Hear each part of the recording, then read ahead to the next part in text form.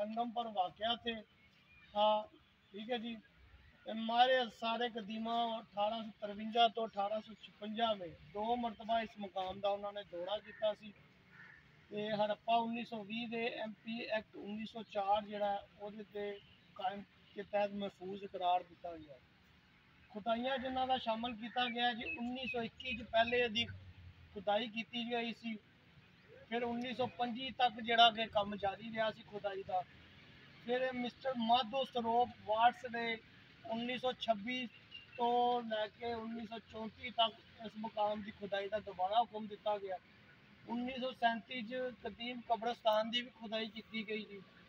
फिर sir water filler ने 1944 तो लैके 46 तक ससेल शहर के दोनों तरफ खंदक खुदाई की। ऐसे जो बहुत सारिया नवादरात दरियाफ्त अवेलेबल हुई सन। ठीक है जी। सवाल आया जी हड़प्पा की तबाही और जवाल से मतलब उन्होंने कुछ लिखा है जी। हड़प्पा के ज़राअत और तजारत पेशा लोगों को वस्ती एशिया से आने वाले जंगजुओं और वैशी आर्मियों ने तबाह किया। बाद मौरखीन और माहरीन सारे कदीमा के मुताबिक लोग वबाई अमराज के सैलाब से मौसमी असरात की वजह तो तबाह बर्बाद हुई सन। लिहाजा हूँ असी म्यूजियम का मैं जरा अकरम भाई को कहांगा कि जरा थोड़ा जा चारों तरफ थोड़ा जा घुमा दो। यह बिल्डिंग जी तुम दसी है यह नवी बन रही है 2017 तो यदा संगे बुनियाद रखा गया। ये पिछे तुम देख सकते हो सारे कदीमा का आसार नज़र आ रहे हैं जे कि असी तू अगे जाके दिखाने। हूँ असी जरा म्यूजियम का विजिट कर जा रहे हैं।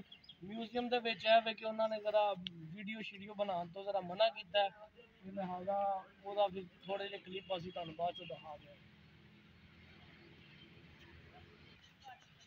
है जी कूक पाकिस्तान कूक की टीम जी है हम तकरीबन म्यूजियम वाल अपने कदम बढ़ा रही है। तुम देख सकते हो जी म्यूजियम की बिल्डिंग है। ये बहुत पुरानी बिल्डिंग है जो कि तुहानू नज़र भी आ रही है।